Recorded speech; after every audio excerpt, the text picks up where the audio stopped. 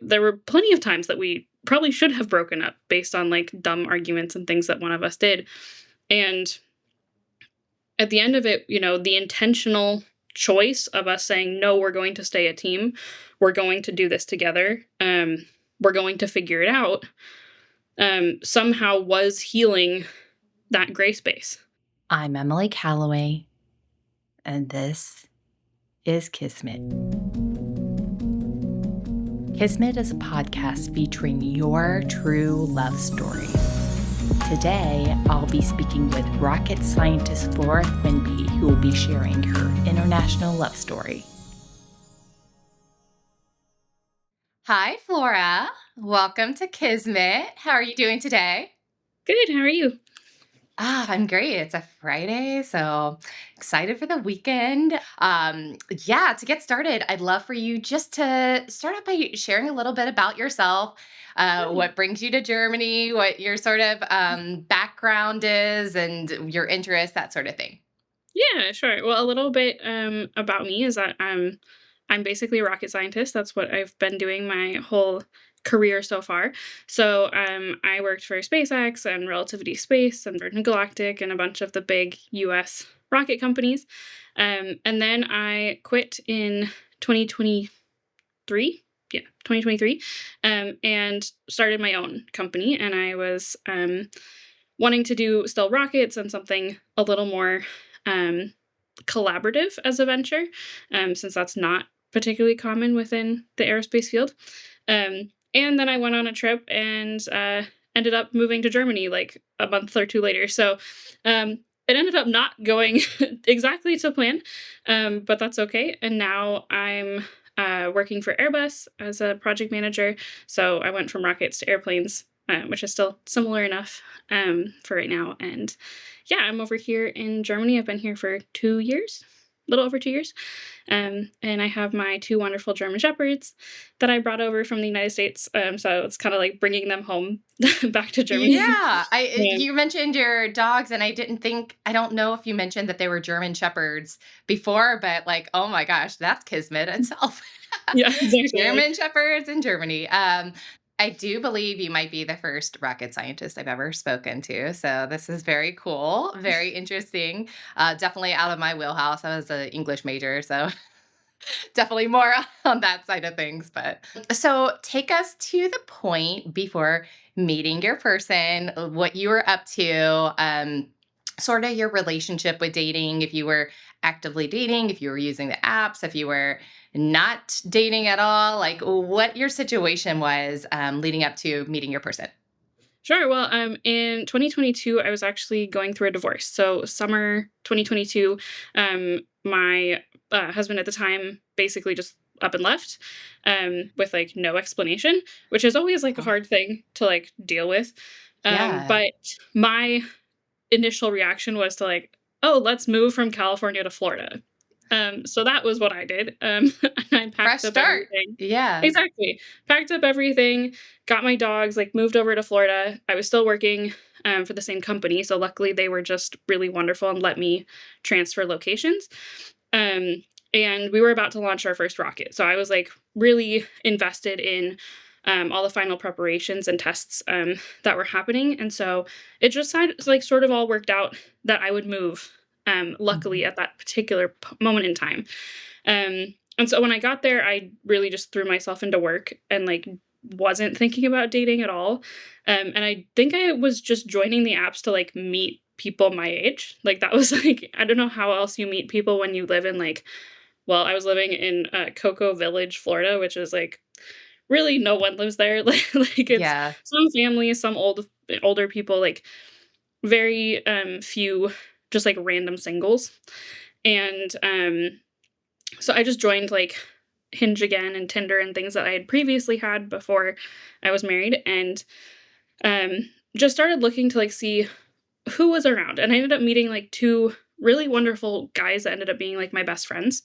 And so that was like a really nice perk, is like we weren't looking for dating, but we ended up just matching in personalities for like hanging out. Yeah. And so I was like, great, like I'll just keep searching around and see what happens. Um, and then I ended up having like a very emotional crash. Mm. I think I threw myself into work too much and I burnt out. Um, and then I kind of had to process the divorce and everything else that was going on. Um, and after like that experience, like I started going to therapy and I started really like trying to work on myself. And that was in August 2022. And so at that point I was like, all right, what do I want out of life? Like what are we going to do? How do we fix stuff for myself? Mhm. And so that's when I started thinking about starting my own company. Um, I like started thinking about like, oh, would I want to get married again? Or is that not something I want to do? And then I sort of it kind of like all accumulated in April 2023. So we launched our rocket and it was super successful. Um, but then they were transitioning the company, and I was like, okay, maybe that's not what I want to do. So I quit and started my own company and um, started like spending time with my girlfriends again, like going out and like doing I don't know, more fun things. Like we went to Disney and just like had good times. Like not so much like dating or like partying, but like things that I actually enjoyed. And I started like taking the dogs for really long walks every day, like getting myself back to like who I wanted to be. And I think that was like the big change that I needed. And so that was like April 2023. And I think that's around the time that I ended up matching with Philip, my now husband, on Hinge. Um, and what was, like, particularly interesting about this is I'm pretty sure I matched with him when I was, like, hanging out with 2 of my girlfriends, and we were like, you know, when you, like, put the screen share and, like, you're all Yeah. Hinge profiles together, Yes. and, like, I'm pretty sure it was, like, one of those nights that I ended up matching with him. Um, so, like, it wasn't even, like, a me being super serious or looking for anything. But his profile, you know, it said he was from Germany, said he worked in aviation, and like I think it probably had a few other like little fun facts or things about him, because Hinge I really liked in comparison just because you add a lot more detail to Yeah. to your profile. Well, it's supposed to Um, be the relationship one, so to speak. exactly. It helps like clear out all those awkward first questions that you have to do. Like it kind of takes care of some of them. I do feel like it attracts a little bit more thoughtful people for sure. And so on my profile, I had um, aspiring astronaut because that's what Mhm. I've been like dreaming of being since I was 13. I've been training since I was 13. And, like obviously my career has directed towards that. Yeah. And so I know he found that intriguing and wanted to know more because there's probably not that many No, I mean, saying that. I wanna know more. I think it's super intriguing because, first of all, there are not many folks that are doing what you're doing, and, like, especially I would think that it's probably a very male-dominated industry, so having, like, a female that's, doing this too, like, I think it's super fascinating.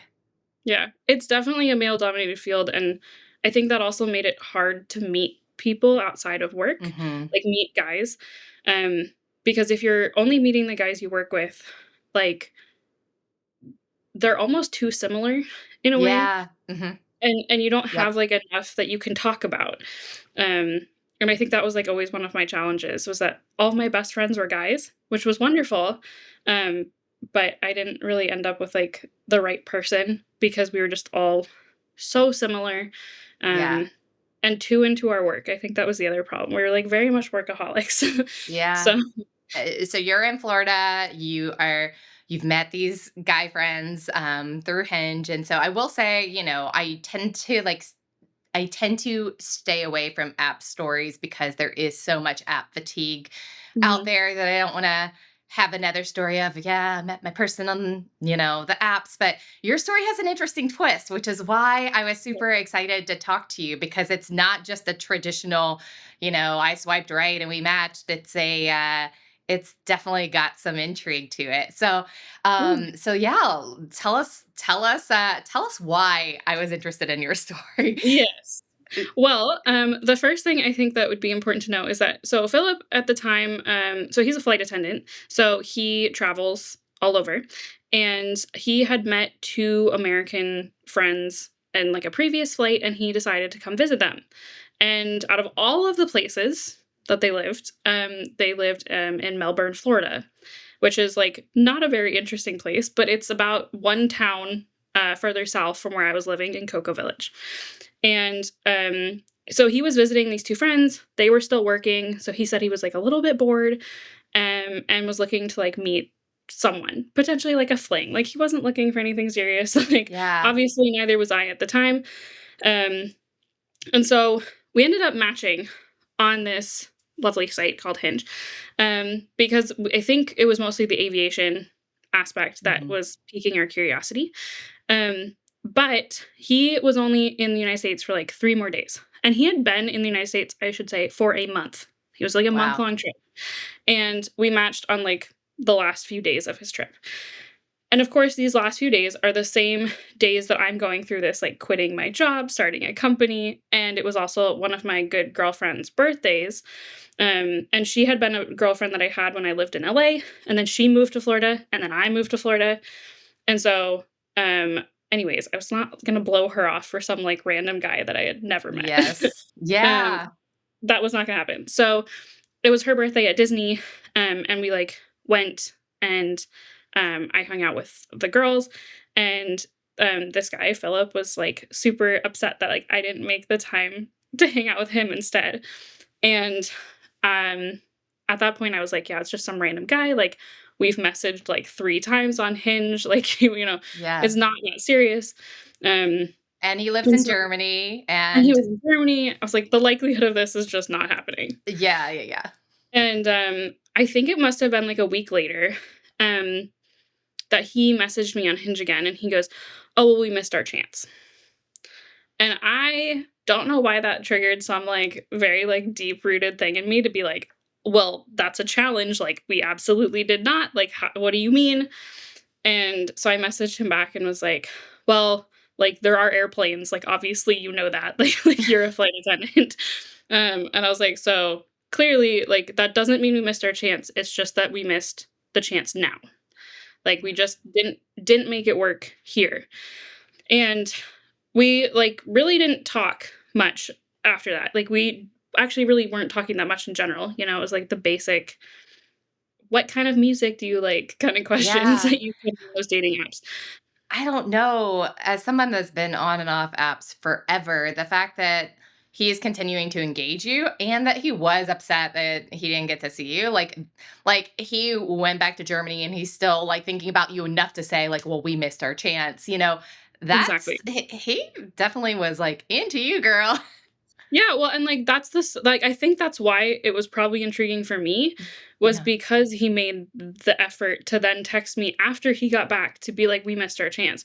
Whether it was because he was, like, pissed or not, that just is so rare because, like, Yeah. he could have just, like, gone home and never talked to me again, Yeah. like Just disappeared and into the yeah.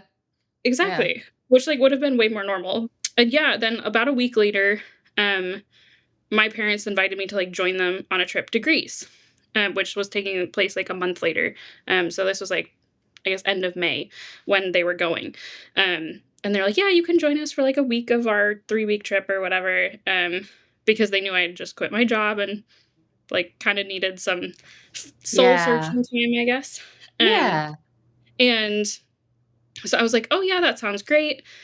And then I realized I had family friends that lived in the south of France, and I had a roommate from college who lived in Europe.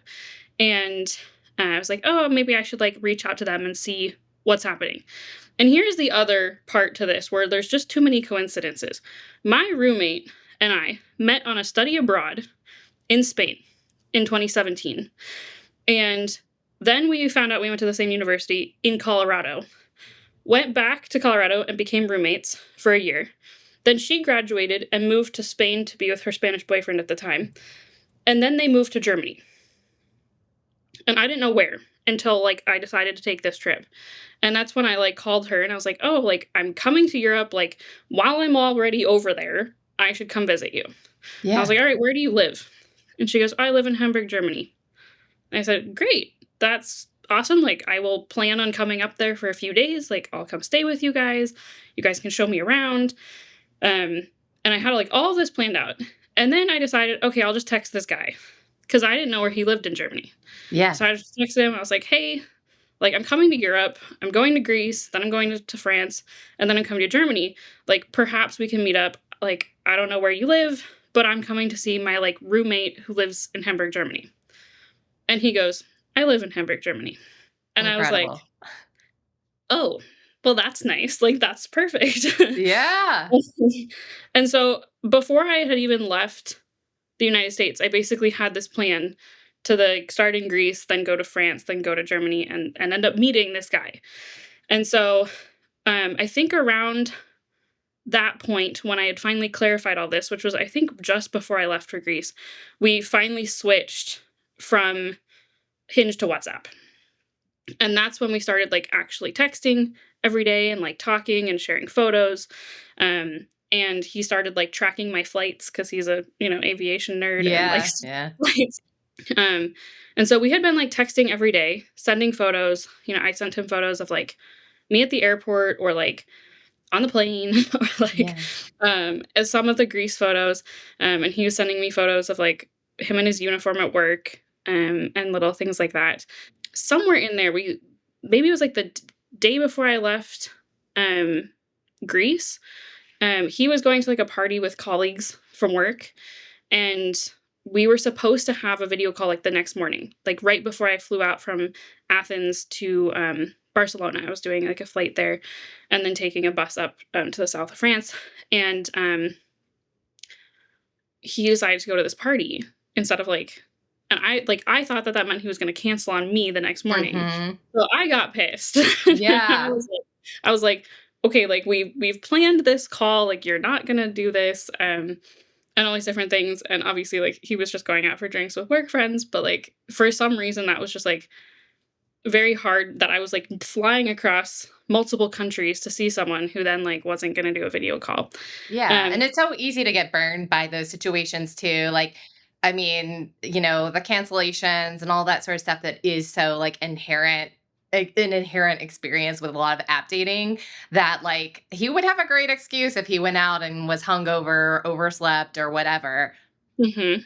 And I had, like, an hour, I'm pretty sure, like, but between, like, my parents leaving for their flight and then when I had to leave for my flight, like, it was Hmm. a really small window of time. And I think of this, like, I just remember, like, being in this hotel in Athens. My parents were, like, already asleep, like, I was just frustrated and, like, pissed off, and I started, like, texting him that I was, like, angry. And he ends up calling me and is like, "I'm leaving right now, like, I'm going home." And we ended up talking for 2 hours, so, like, stupidly, we both stayed up late, like, we could have both Yeah. avoided that if I just, like, wasn't upset. But it, like, ended up working out, really well, and I think at that point, it was either, like, that conversation or it was somewhere in a text that day, but he ended up telling me that he felt like he was falling in love with me, and we again, like, we had never seen videos or, like, talked or even, like, met in person, and I realized, like, I was feeling the same way towards him because of how he was treating me, in Yeah. that, like, he was giving me the ability to trust him even though, like, I had trust issues. I, wasn't really sure where this was going, like, obviously, like, we hadn't met, but there was, like, some weird underlying, like, already feelings of love before there was ever a meeting. And I Hmm. think that was also, like, maybe an interesting point to, how it ended up working out with us. Yeah. Um, and yeah, then I, like, did this few days with my friends in France, and then, flew, like, a very early morning flight from Toulouse to Munich, and then Munich to Hamburg because there's no direct flights. Like your friends and your parents, do they know what's going on? Do they know, like, are you, especially like when you get to see your friends, are you like, I'm seeing this guy in Germany. He said all these things to me. I've said these things to him. I'm like really, like excited about this. Were you sharing this in real time with him? I don't think I was with my parents, Hmm. because I think, they had just, like, watched me go through a very traumatic divorce and, like, had been Yeah. supporting me and, like, at this point, my divorce was still not finalized, like, they were, Yeah. like, helping this whole process, and, I think I mentioned because they kept asking, like, who I was texting. I was like, "Oh, I'm texting this guy," like, very, like, nonchalant, like, "There's this Yeah. guy, like, I know this guy," and that was Yeah. about it. But then by the time I got to my friends in France, so they were actually my parents' neighbors when I was growing up. And, Mm, they're older, retired, like, they retired to France, but they've always sort of, like, treated me like their own daughter in a way, mhm, and they've, took me skiing and on, like, little vacations and stuff when I was younger, um, and I started, like, opening up to them about it, because, like, obviously I was, like, days, like, away, like, from going and seeing, and, they were like, "Yeah, like, just be careful," like, they knew what I, like, had gone through, um, but they also knew that, like, um, everything sort of works out, and I actually yeah, remember having this conversation with the woman, um, at one point, I think we were sitting outside having coffee, and she said, you have a tendency to have everything just work out for you in some way. It's not always the easiest, but you manage to make everything work." mhm, Um, and she said, "So, like, you should always take that risk. You should always try because for you, it works."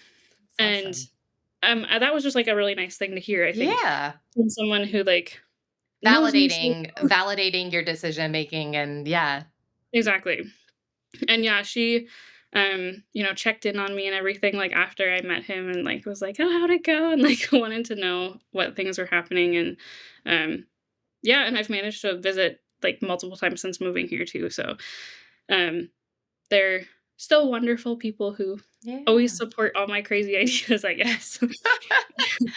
Um, yeah, but I hadn't told, the girl that like, my roommate, I hadn't told her, until I got to Hamburg, I think. Oh my gosh. I just know those roommate dynamics, the people that have seen you through all of it, like from the time that you were young 20s, like making some bad decisions, maybe, whatever, at least for me. And they've seen you grow and all of the people that have come in and out. So I can only imagine how that was. Yeah. Yeah, well, I would say, like, that was the day that she was like, she tried to sell me on moving to Hamburg very Yeah. fast.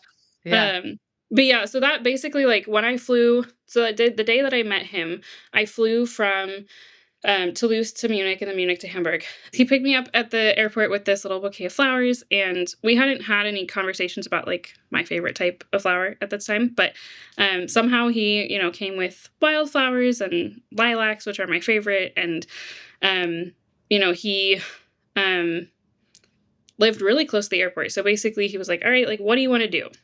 And originally we were like, let's go get coffee or do something. But after 2 flights, I had already had coffee. Yeah. And I was like, maybe not coffee. So we decided to go back to his apartment and order pizza. Um, and um, it felt like the most natural thing in the world, like just to hang out with him and be around him. We instantly started having just like great conversations. We took a walk in the woods that's like right next to his apartment.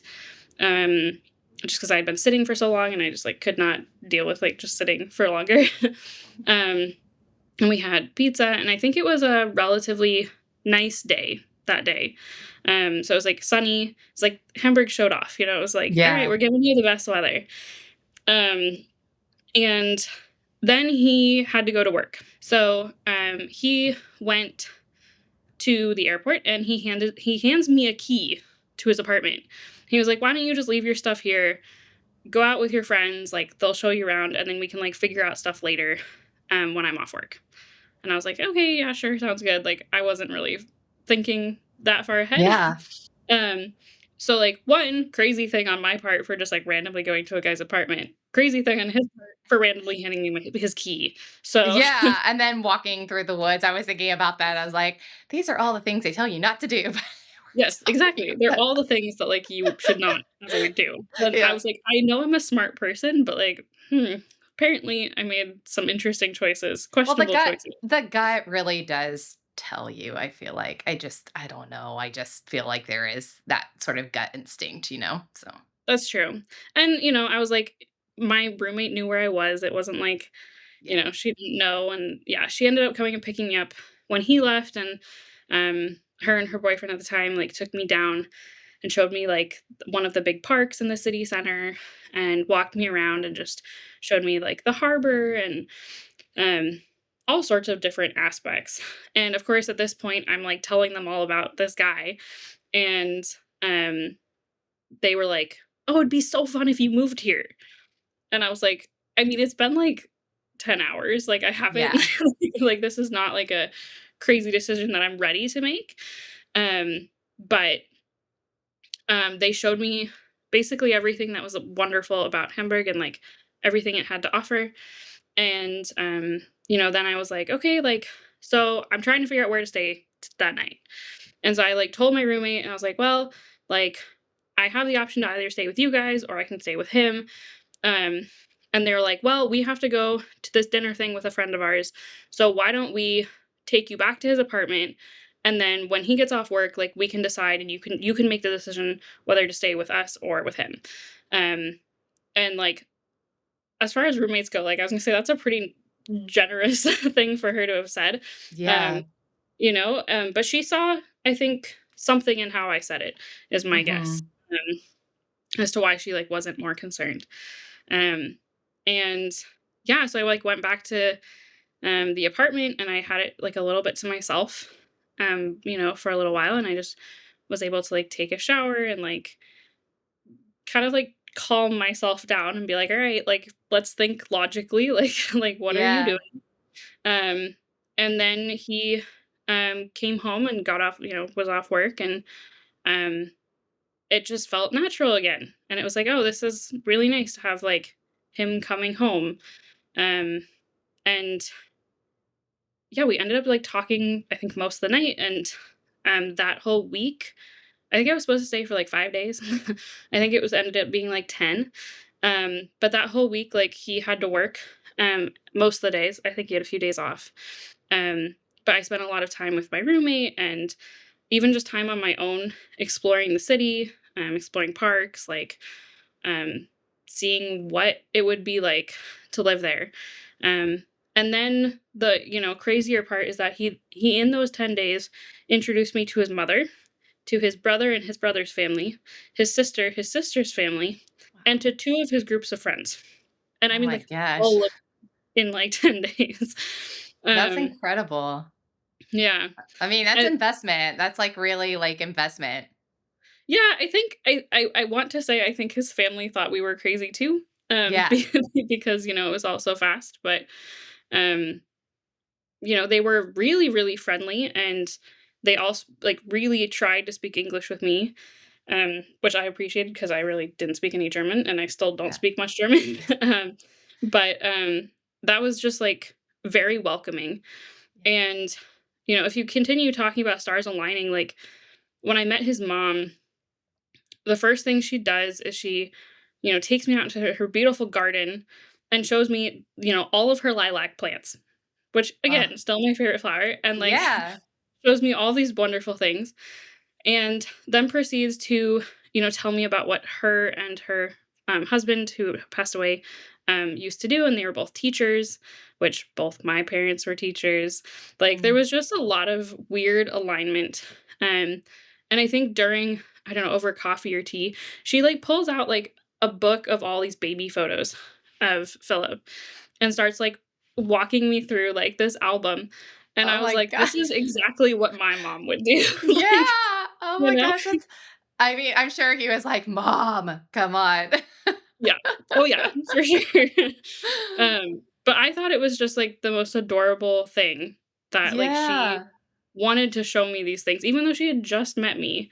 Um, and I don't yeah, know, just she must have known too, like, there must have been something where there was, like, something that people were picking up on because I just you're 10 days into this romance, not even that at that point, mhm. and, you're with his family and they're showing you baby books, like, there's an investment from everyone, there's something there.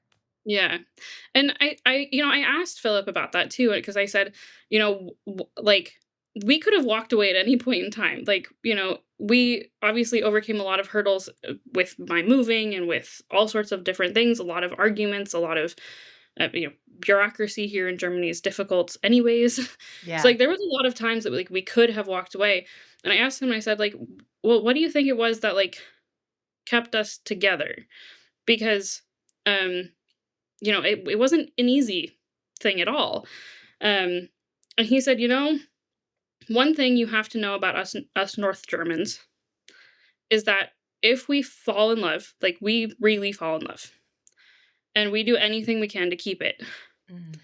Um, and I'm wondering if somehow his family picked up on that. Mhm. Because it was the same. His mom was married to his dad for his dad's whole life basically. Like they were married for a really long time. Um, they support each other no matter what. Um, and like when he died, like she's never remarried, never been interested in getting remarried. His sister, um, his partner, I guess, I think he walked away and like never were married, but like he isn't a part of the life anymore, and she's never remarried, or Mhm. never been with anyone else. His brothers had one wife, and so I was like, maybe there is something different over here with how that Yeah. works. Yeah. Um, if they love, they really just love hard, and they see something different in that, I Yeah. guess. I think that's beautiful, especially, like, if your model is I think if your model is if your parents have stayed together, like, obviously, anyone that's been in a longer relationship, there are challenges, there are times that are really difficult, whether they're financial, whether they're sickness, whether they're depression, mental health issues, that sort of thing. And you have to fight for it. You have to be committed to see it through, but it's worth it, I think. My parents are, well, my dad passed last year, but they were married until he passed. I think there is something, to your point about that level of commitment when you see that and you Mhm. say, like, my parents figured out a way. I'm like, there's nothing gonna stand between me and my love. Yeah. Yeah, and I think that, I had that unique privilege too with my parents are still married, and they've been married quite a long time now, and I think 40 Yeah. something years. And my grandparents were married for 68 years. Like, Yeah. and yeah, of course relationships are difficult and of course you have hurdles, but the whole point is that like once you find that person, you're not just a you anymore, like you Mhm. are in fact a team. Um and yeah, there's times that that teammate's going to piss you off and like you don't want to be around them, but like you're still on a team either Yeah. way. And I think that's the reminder, um, that, like, kept coming back to, and I was trying to think about, like, why I didn't leave. Yeah. We talked about it this morning, but there was, like, quite a few hurdles, like, with I had jealousy issues in the beginning with, a girl that he worked with, and, like, um, there was a lot of, like, weird, like, issues that just kept coming up, or, like, he was a smoker when I met him, and I was like, "That's a deal breaker for me." Mhm. Um, and little things that, like, could have broken us up very easily. Yeah. Um, and they were things that like somehow, he either like he quit smoking or like somehow I was able to find a compromise on. Um, Mhm. and I worked with my therapist a lot during that time too of like how do I handle it?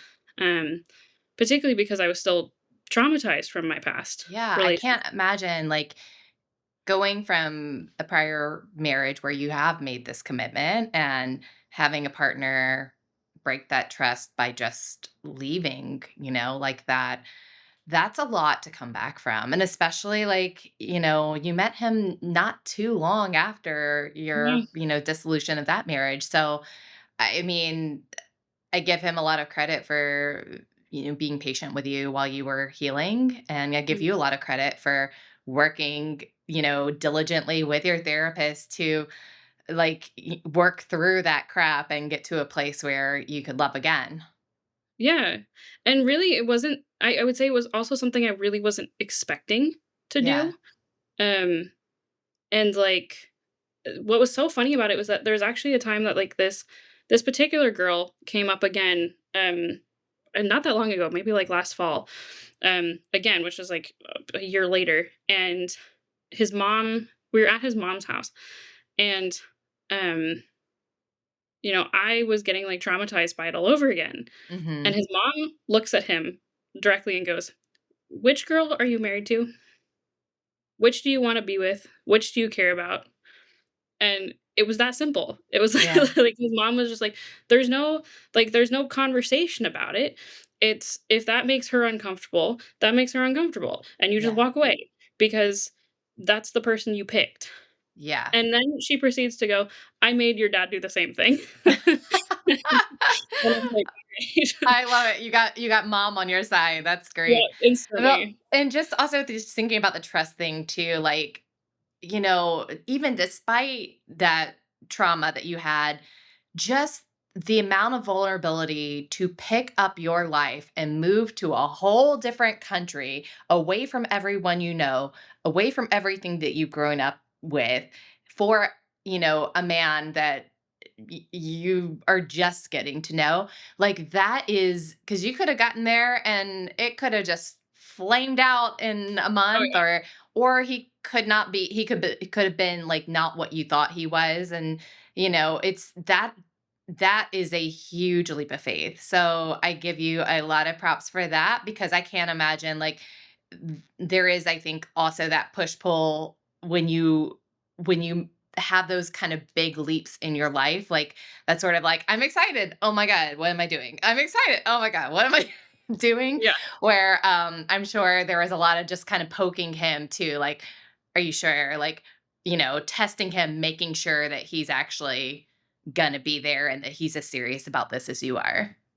Yeah, I think that's such a good point because I think, I mean, it is crazy to, like, meet someone and 10 days later, like, decide you're gonna move to that country, um, particularly when it's for someone, like, Yeah. everyone tells you, like, "Don't move across for a guy." But, like, if you move for a job and then you meet a guy, that's fine, you know? Yeah. And I had told myself my entire life, like, "I would never do that. I'm never gonna move for a guy." Well, Yeah. obviously, I swallowed my words on that one and, n obviously did, but I do think that, um it's not so much about the trust in that beginning part because you have to build trust. Mm. And, um, for me, I have like a lot of weird underlying trauma from like way back in the days. Like I was adopted Mm. and um I will forever thank my birth mom for putting me up for adoption. Mhm. But you always end up with some underlying trauma of feeling like Yeah. you were abandoned. And it's there. And for me, trust has always been very difficult to build. Mhm. I'm sort of been a weird way of I trust people instantly and maybe trust them a little too much in the beginning. Um, and sometimes I get hurt by it. But when it comes to like long-term trust, it takes a very long time to build. And I Yeah. sort of always hold people at arm's length. Like I never really let people get too close because of all these different traumatic aspects. Um, and so I think for me with this um, crazy idea of moving, it actually wasn't so much the trust aspect, but more of a fight or flight response in a way. Um, in that I was trying to run away from my past life. I was trying to run Mm. away from um, the experiences that I had with the divorce, with the trauma of that year that I had to go through of like building myself back and it was this great opportunity that was like, "Hey, here's what you can do on this silver platter. You have the option to move to another country, to start over, to have something completely different, and maybe it'll work out." Mhm. Um, and I felt like that was, like, kind of what I started it with, um, Yeah. was just like, "Alright, let's see what kind of adventure this takes us on." Yeah. And I so think that I think that's important too, because, like, as you were saying this, I was thinking, like, you were sort of in that in between place in Florida where you were just starting to build a life there. And then, you were saying that you were starting this new company. So this wasn't a place where you had deep roots in Florida mm, with family and friends and a career and everything. You were trying to find what was next. And yeah, Florida was sort of on that journey, it seems like, to what actually was next. exactly. And I do think that's, the I guess the message that I took away from it too is that, there are risks that are worth taking and, you know, you just have to see what opportunities come out. Um we can plan our lives all we want. I was definitely one of those. I love planning my life out, and, when it blows up in your face, Mm. um, you really have to think about how much time and energy you're putting into that planning and if it's actually getting you anywhere. Um, and I finally realized it wasn't. And it took me those, like, that year of living in Florida to be like, all right, like, maybe we just have to take things as they come, start to Yeah. go with the flow of what's happening. And the way that my therapist liked to put it is that it's living in the gray space. Mm, mhm. Not everything's black and white. And I was terrible at living in the gray space. I um, I live my entire life in the gray space. I I am do not a now. black and white kind of person. I am a very much a gray space person. So I could probably stand a little bit more structure in my life, to be honest. But yeah, I get it. The gray space is exactly what you need, though, and the way that she put it was life is what happens, when you're in that gray space, Yeah. and you're not trying to fit everything into one of the boxes. And I think, I still have days I'm trying to be black and white, and that doesn't always work, but, um, I think that was the big lesson that I learned, not only with that year I was in Florida, but also the first year I was in Germany, was I had to stop planning it all out. And I Mhm. just had to let things happen. And if they were meant to happen here in Germany, great. And if they were meant to happen with this person, great. Um, but that at the end of the day, like, I just had to try the best I could. Um, and you mentioned, testing him. And like there were plenty of times when I was, would throw a stupid argument and test him on something. And there were plenty of times that we probably should have broken up based on like dumb arguments and things that one of us did. And at the end of it, the intentional choice of us saying, no, we're going to stay a team. We're going to do this together. We're going to figure it out. Somehow was healing that gray space. It was Mm. saying, you don't have to test him because why would you? Like, he will stay if he wants to stay. And if he sees that this is working. And for me, it was this realization too of, if he doesn't stay, I'll still be okay because I had just Mhm. gone through a divorce, because I'd already done it. I was Yeah. like, I'm not going to just be completely by myself. Um, and I think that also helped with calming the nerves of being like, "Oh, I don't have to hold on to him because, if it works out, it's a choice that he's intentionally making too." And Mm. so all you do is you intentionally show up every day. You say, "I'm here for this relationship. I'm making that commitment." And whatever he does, I can't force it. Um, and I'll be okay whatever happens, but all I can do is control how much I do. Um, Wow. That's and really that was like a powerful. huge it was like a Yeah. huge huge momentous, like, moment for me when I was like, "Oh, like, I get it now." That is super powerful. I think, being comfortable being uncomfortable is something that, we all have to learn along the journey. Like, to your point about like you can't control everything, you can't control people, you can't control situations. Yeah. Sometimes things are just like, a little bit sticky and you got to sit in it. Yeah, exactly. It's so hard. It's Yeah. still hard to have those moments of, like, being that uncomfortable, and I think during this time, what I learned is that you can share your feelings on the topic without blaming the other person. So, okay, so you moved to Germany after the 10 days. Did you immediately move in with him? Did you get your own spot? Like, what was kind of the situation out the gate? Well, he ended up, well, the funny thing is, so he put me as his, life partner on his, like, travel standby, Wow. options for stuff after these 10 days, and put me on a flight, which is insane. I was like, "Who Yeah, I does mean, that's that?"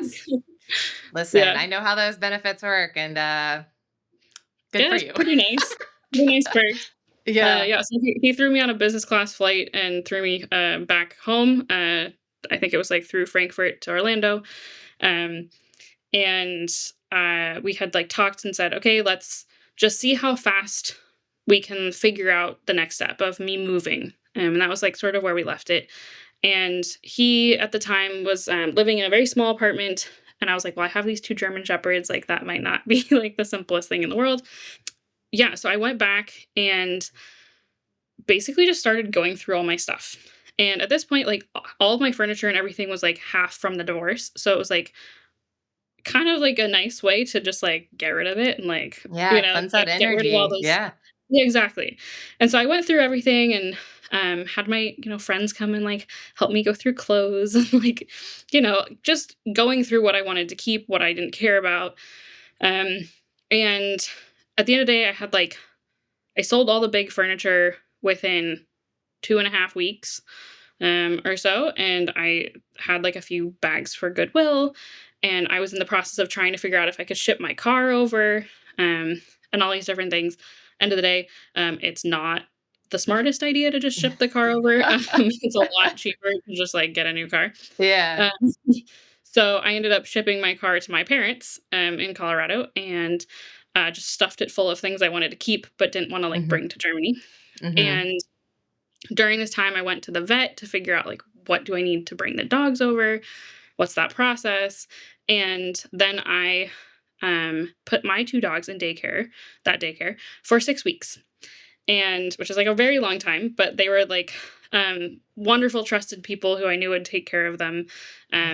and I realized, like, we needed to find a better place to live with a yard, um, somewhere that, like, was a little bit different, maybe not, like, super far north because that's where he used to live, maybe somewhere a little closer to the city, figure out my own visa, um, figure out, if this relationship is gonna work primarily. Like, again, it had been Mhm. 10 days. I was like, "All right, let's give ourselves 6 weeks." And so after those 3 weeks of packing everything, selling everything, I flew back on the 4th of July, in 2023, and, I think I just had, like, 2 suitcases with me, so, like, that's all I brought back, and I moved straight into his apartment, and, we didn't really change too much, like, we kinda just, like, left his apartment, as it was. I think Mhm. I added, like, a couple plants. He actually had a whole bunch of plants, but I think I added a few plants and, like, a lamp or something. Yeah. Not a ton. He also had an American flag hanging above his bed, and I was like, "We are not doing that." Like, I was like, "We are not in a frat house." Like, Yeah. Oh my god, that's hilarious. yeah. He thought it was really cool, and he thought I would like it, and I was like, Yeah. You don't know frat houses, but, like, no, we're not doing the American flag No. over the bed." That's so funny. So I did make him take that down, but, yeah, so we did that, and, during those 3 weeks that I was still in the United States, he was like, searching for homes, and we would, like, send each other the postings back and forth, and he set up a few showings, so it'd be, like, 3 in the morning for me, and, like, I would be doing, like, a video call walk around of this house in Germany Oh my while god. he was in the afternoon, like, seeing this house, and, um, I flew back, about mid-August, and picked up the dogs and their paperwork and moved them over, um, a whole process in and of itself. Germany is not an easy country to move to. Um, Yeah. there's a lot of paperwork, um, but somehow, like, again, it helps having a guy who's German and can speak the language and can, Yeah, like, absolutely. go communicate everything for you, but, um, it was a lot of learning and making sure that, like, we weren't missing something. Mhm. Um, like, even just having, like, liability insurance for the dogs is required by law, and, I had to figure out, like, how to do that. Mhm. Um, and we were living in this small apartment and, um, had neighbors downstairs that complained about noise, Mhm. and we had 2 large dogs who, like, stomped around and barked and, like, so there Yeah. was just a lot of hurdles to go through. Um, but those first 6 weeks, I think, were, um, really helpful, I would say, with our relationship of, like, figuring out kind of what was next because it was a lot of that really difficult paperwork, and, Yeah. like, sometimes that can break people in, like, a way. Yeah. It's very frustrating. There's nothing I hate more than doing admin work like that. It Oh, yeah. just it's the worst. And there's so much of it, and it requires so much legal additional information, and And you're always having to track people down on the phone, and then they don't yeah, answer, you're on hold, and then they give you someone else, and then they give you someone else, and then yeah. it's Well, and here in Germany, it's not even on the phone. You have to physically go into the office with your, Oh like, stupid god. piece of paper, and it cannot be like an online thing. No, it's like the actual physical piece of paper. And you don't And then speak the language, and I'm sure, mhm, your partner at the time is, working and, difficult to yeah. have him, present for all of these conversations. Yeah, exactly, and there's so many, like, little things too. You'll get there and they'll be like, "Oh, you forgot a piece of paper, come back next month." And you're like, "What?" Mhm. Like, you know? It is reassuring to know that, these government entities are hell no matter what country you're like, Yeah, true. the DMV is the DMV, no matter if it's in the US or the German version or whatever. Mhm. Yep. So, okay, so you moved there, you got the house, you did the paperwork and everything, and so, um, I mean, you have called him your husband, so you're married Mhm. now. So, how did that happen? Like, how quickly into your relationship did you guys get engaged? When did you get Mhm. married? And what's going on now? Yeah. Well, so he ended up going to Zurich for training, so he switched airlines. And that started right around the time we moved into this house. So around November 2023.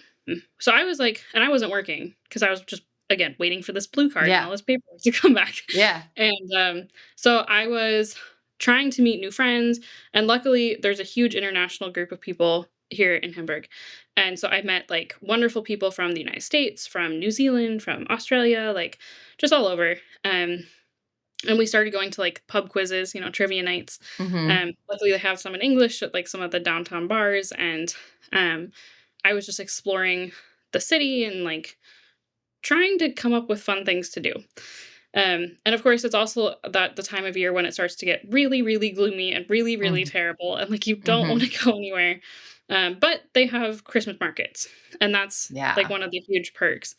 And so, um, you know, Philip finally finished his training, and then he had to work all the way until Christmas Day because it's like blackout days, and he was new, and so Yeah.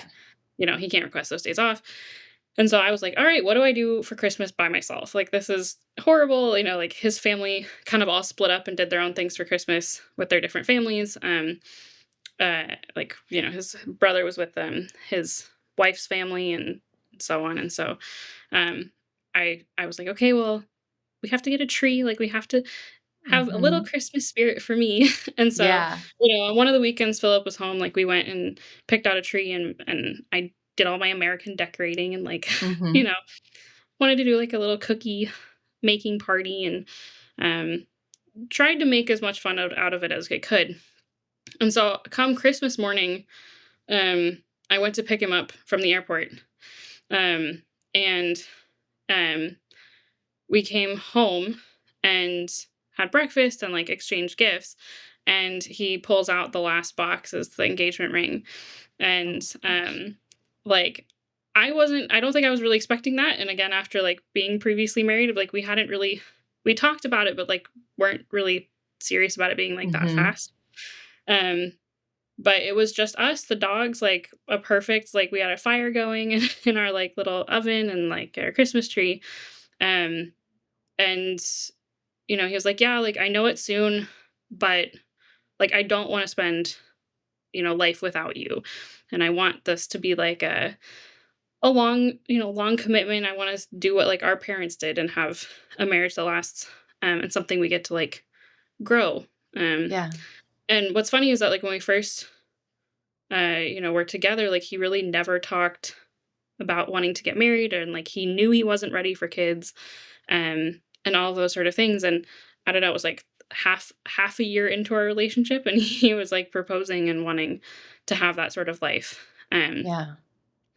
And yeah, he had never obviously done that before. So he was like very um cute and nervous about it. It was great. Um Mm. and then we were talking about, all right, like how do we do a wedding? Because like I'd already gone through the big white American wedding, and I was like, I don't know Yeah. if I really want to go deal with all that again. It's really expensive. It's really like a lot of people. um, Yeah. and now we're two different countries, and that makes this a lot Yeah. harder. Um, and so we were like, all right, like let's maybe just do an elopement type thing. That's just us two. That's something special for us. And then do like a little wedding party. Um, maybe a year later, with whoever wants to come, friends and family. Um, and so last October, we went to Colorado to visit my family and decided that we wanted to get married there because Colorado has a unique law in which you don't need any officiants or witnesses. Wow. So you can Yeah. just get married, like the two of you on top of a mountain, basically, is like the idea. Yeah. And they allow dogs to also be on your marriage license, which I think is cute. Oh, yeah. Um, but we have a house up in the mountains near Rocky Mountain National Park, and Mhm. um, we decided like let's just go up there and exchange our like wedding vows to each other and exchange rings, and then we'll go out for like a really nice dinner. Um, and then my parents wanted to throw like a little party with some friends the next day. Um, or something like that. So we have matching Colorado hoodie sweatshirts. And Yeah. so we went up to this house with our matching Colorado hoodie sweatshirts and got married in our hoodie sweatshirts. um, and just exchanged our vows. I did mine in English, he did his in German, Wow. and um, exchanged our rings and just like had some champagne and just like enjoyed being just the two of us. Yeah. Um, and then um, yeah, came down and had, like, a really nice dinner and little party the next day, and then we got back and we had a little party with his family and some of his friends, Mhm. and, yeah, we were supposed to do our big party this year, like, this summer, and, yeah, well, now we're expecting a little baby in, like, 2 weeks, and so we did not do a big party this summer, and now we're Yeah. thinking of doing it next summer, instead, so still doing some sort of fun, I don't know, like renting a barn or something with Yeah. music and some drinks and food and, inviting family and friends to come celebrate, and that will be, like, you know, a little anniversary, wedding, what have you, summer event. Yeah. I So mean, my best friend, was one of those pandemic weddings, and, mhm.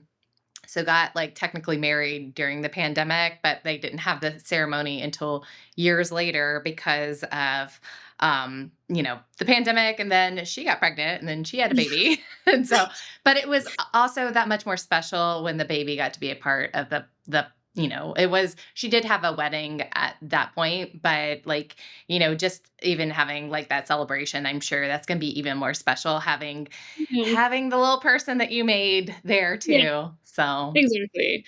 And I think it'll be so, so fun still to, like, have something, unique and different, as well, and so I think originally he was a little disappointed because he, like, wanted to do this big wedding, yeah. but then he very quickly was like, "Actually, I don't know if I woulda liked that." Like, Yeah. mm, I mean, I haven't ever been married, and, honestly, like, a wedding has never been, like I've never been one of those girls that ever thought about my wedding or wedding dress or anything, like, for whatever reason, it just hasn't been something that I've thought about, but, I just think I think the most important part is just having the people that you love with you, because all I could think about would be like, "Oh my gosh, so much money that we're spending. Oh, like, I have to have a good time, but, like, what if, like, something, Aunt Susie's too drunk yeah, and causing exactly. like whatever, when you have so much pressure around the money and the people and the like, it's everything's got to be just right. It's so much more. I don't know. I think it's so much more fun when there's less pressure and you can just like have a good time without Yeah. like everything having to be perfect. So Well, and I think and you I guys do are doing think it right. yeah, and I think the part of it too for us was that, like, we wanted a marriage, not a Yeah. wedding. Yeah. And I think that's the other aspect is like, okay, we wanted to be partners for life, like, we wanted to be able to start a family and grow together, and, having, like, one really, really expensive party is not going to make that, um, No. and, that's where I think we were like, "Alright, like, if it's just the 2 of us telling each other what we want out of the rest of our lives together, like, that's huge."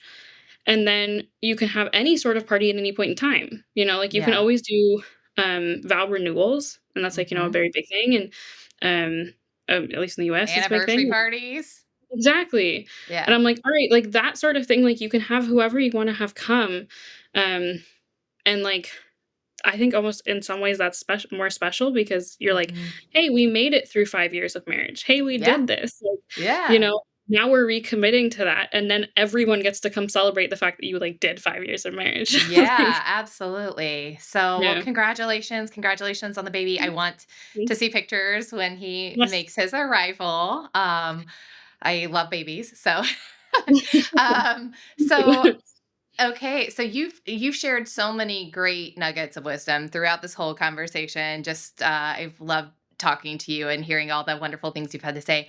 But do you have any additional words of wisdom to all of the singles out there that are struggling to find their one, or just kind of feeling disheartened, or I don't know, maybe excited about the possibilities? What would be your advice to those folks? I have a few. Um, I would say the first thing is really trust yourself and your instincts. Um, I, growing up, said, "I am not going to end up with an American." I Mm, married an American and got divorced from an American, and now I'm married to a German. I should have just trusted that instinct, yeah. from me being a child, and um, realized like, okay, that may actually be an important thing to listen to. It's your inner voice talking to you. It is that part of you that says, you know what you want, you know what's going to be best for you. Um, and part of that, does come with taking risks. I would say, like, yes, be smart about it. Like, maybe don't do what I did with like going and staying with some random person you've never met and getting his key and taking walks in the woods. Like, all the horror story, like, pieces. Maybe don't do all those, but take those risks, like, because you do know yourself best. And the worst that can happen is that you end up with yourself again at the end. Mm, Um, the best thing about yourself is you're stuck with yourself for life. So you have to learn to love who you are, and um, it doesn't mean you have to love everything about you all the time. That's fine. But you do have to be able to like live with yourself forever. And if you take those risks and it pays off, that's amazing. And if that you take that risk and you end up just learning a life lesson, that's still amazing because you just learned a life lesson. You are now smarter than you were before, and you won't make those same mistakes. Um, but mistakes are really part of learning. They're part of becoming who you are. And so I would say take the risk, meet the people who maybe seem like they're not perfect for you, but something that's intriguing, someone who's different from you, or someone you share one thing in common with. Going on one date is not going to kill you. I mean, like, there are plenty of times I think I would like to just sit at home in my pajamas and not go on that date, but like, mhm. take the date, learn, because at the end of the day, you're practicing talking about yourself. You are selling you. And, as I just said, like you're with you forever. So, in some ways, when you get to talk about yourself to someone else, you're also reminding yourself of how awesome you are. Um, and that's a really, really important thing to tell yourself, anyways. Um, but it really helps to know how to self validate and then receive the external validation from a partner later on. Because once you do find a person who does validate you, that's wonderful, but you still need the self validation. Um, and when you're dating, you're constantly talking about yourself, and trying to sell yourself. And once you're with that person, you stop selling yourself because you already did. You sold Yeah. yourself. But you still have to remind yourself that, how much you love yourself. Bless you. But you do have to remind yourself, how much you love yourself and why you're worth it every day. Um, because it does matter, like, that is part about finding who you end up with, is finding out who you are too. Um, Yeah. and I think I that's r something that you always forget. I really, really love that. I mean, just I love that point about, like, the way that you're talking about yourself to someone else is validating yourself. I think Mhm. that's really very poignant and beautiful, and I mean, the right person is gonna see that and just fall in love for exactly who you are, the good, the bad, the ugly, the beautiful, all different parts of you, you know? So, Exactly. loving that, and, loving that in yourself is allowing you to accept that love from someone else. Exactly. And there's plenty of times that you'll go on dates and plenty of people that you may end up with throughout your life, um, who do love you, but if you don't love yourself as well, then you don't even receive that validation. Like, they Yeah. don't that doesn't matter whether or not they're loving you. And, Philip likes to remind me all the time, like, this is every time he'll be like, "I love you," and I'll be like, "I love you too," and he goes, "No, I love you different." Oh, And it's this yeah. different way of loving you. Um, it's that, he really loves me more than I think anyone ever has. And I'm still trying to figure out what that means because I know I love him more than anyone I ever have. But I don't know, I don't like internally I'm like, how could anyone love me that way? Mm. Because I think we have Mhm. that tendency to like put ourselves down. And that's why he likes to say that to me. He's like, "No, like I love you differently. Like it's just different how I love you." Oh. And so I constantly have to remind myself, okay, it's part of that is if I love myself this way, then I'm able to accept that love as well. Um, and I think that's a really difficult lesson, particularly for girls to learn. I don't know why we're like this, but like um, we're very judgy of Oh. ourselves. It's, Um, it's the media. It's yeah.